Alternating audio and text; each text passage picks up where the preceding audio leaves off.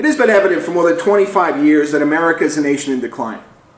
And those we have elected to represent us over that time have caused that decline and are doing nothing to arrest that decline.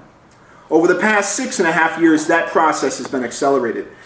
On the top of the list of this economic decline that I have observed is immigration policy. It is the #1 structural barrier to American strength and prosperity. And it is a flashing warning light for all Americans to see if they choose to see it. And I know you in this room see it brightly.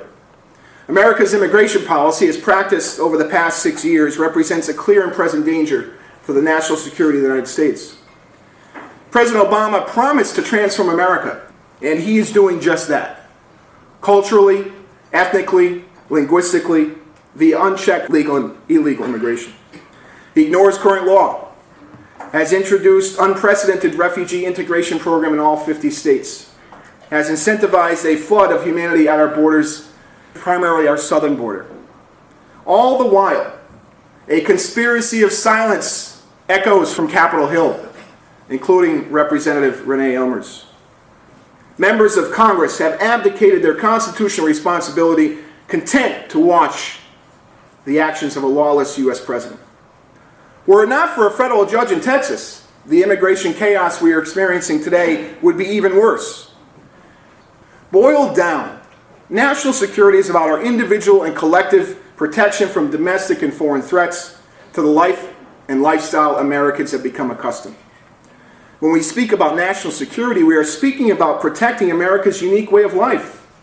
Liberty, the pursuit of happiness, belief in society built on the rule of law, democracy, private property, free markets, and the English language. So many times in our U.S. history, America has wielded our substantial military might, our political might, to assure undisrupted pursuit of the American way of life. Yet here we are today in 2015, standing on the doorstep of a new millennium, faced with a direct, real, and verifiable threat to our national security in the form of unfettered immigration and its counterparts, the social counterparts, multiculturalism and multilingualism. Yet somehow America seems powerless, or at least unwilling, to use that power at our disposal to protect that which we have been so willing to protect in the past, the American way of life. From a national security perspective, U.S. immigration policy has been practiced for the past 25 years, and its social counterparts, if brought to their logical conclusion, may end up achieving what Japan, Germany, the Soviet Union, China, the Arab world, Fidel Castro never could through propaganda or military might. The end of the greatest political, military, and socioeconomic system ever known in the modern world. The growth rate in the legal and illegal immigrants since 2009 is unprecedented in our history.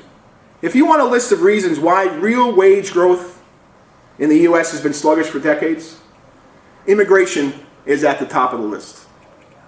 If you want a list of reasons why monthly job growth for American citizens has been so weak, or why the labor force participation rate and the employment population ratio are pegged at lows of the 1970s, immigration is at the top of the list.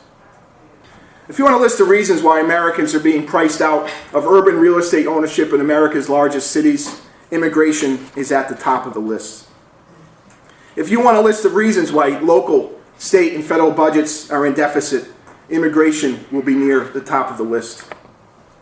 As I look ahead to January of 2017, I see few reasons to expect any change to the current immigration with respect to our national security and our economy.